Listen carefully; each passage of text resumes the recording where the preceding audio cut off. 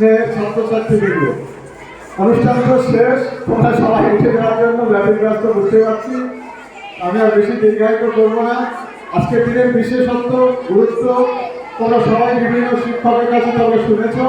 এই দিনটিতে 1930 সাল থেকে 47 সাল পর্যন্ত স্বাধীনতা দিবস হিসেবে পালন হতো। তোমরা সবাই শুনেছ 47 সালে এসে স্বাধীনতা দিবসটা 15ই আগস্ট উদযাপিত হচ্ছে। এবং এই দিনটাকে স্মরণীয় রাখার জন্যই 1950-এর 30শে নভেম্বর সংবিধান গৃহীত হলেও 1950-এর 26শে জানুয়ারি 49 সালে 1949-এর 26শে নভেম্বর সংবিধানটা গৃহীত হয়েছিল। তার ঠিক 2 মাস পরে, মানে 26শে জানুয়ারি 1950-এর 26শে জানুয়ারি এই দিনটিকে স্মরণীয় রাখার জন্য, মানে পরিবেশ সেই স্বাধীনতা দিবসটাকে স্মরণীয় রাখার জন্য এই দিনটিকে প্রজাতন্ত্র দিবস হিসেবে পালন করে রাখা হচ্ছে।